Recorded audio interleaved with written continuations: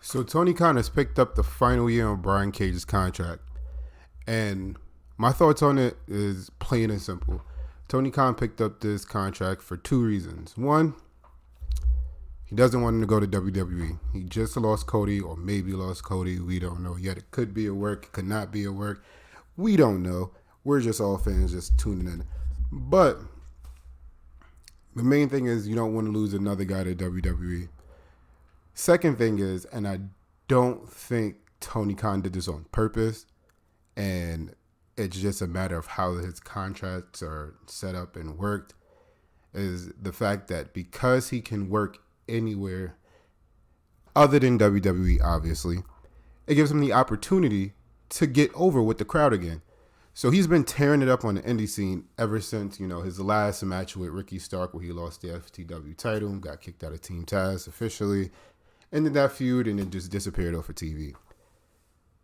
His wife tweeted something about him not being on TV, and it's crazy how he's not on TV. I'm a big Brian Cage fan. I was a Brian Cage fan before AEW.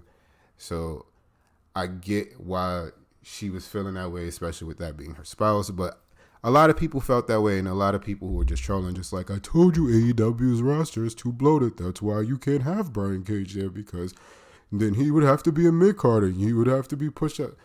It's a lot of main event level guys, or what people perceive to be main event level guys, all in one space at the same time. So it's hard to book everybody at the top, because we all have people that we want to be world champion at this time, or should be in this feud, or should be doing that, because all of us are fantasy booking. And I get that.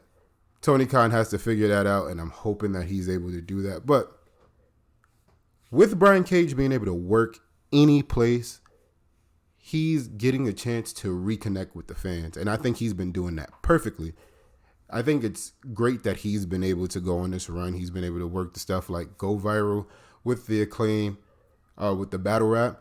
I think at Warriors Way or something like that, whatever the show is. The show is dope from what I heard and what I was able to watch. Just stuff like that. Him getting his name trending on Twitter when he does have a clip, something like that, or doing a crazy move. That's how you do it. When you fall out of favor, you go and you get yourself back over, and you have the opportunity to do this in a bunch of different companies other than WWE at the moment. And I think when he does come back to AEW television, if you guys do it correctly, because I want to say this, if you really support Brian Cage, go buy his merch, go support the shows that he's at, go retweet his stuff, tweet about him, support. Support is free. Show Tony Khan why Brian Cage should be on TV if you guys really feel like he's being underutilized. Tony Khan can't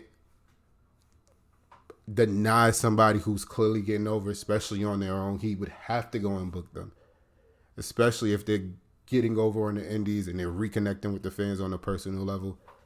Why not? All right. Those were my thoughts on it.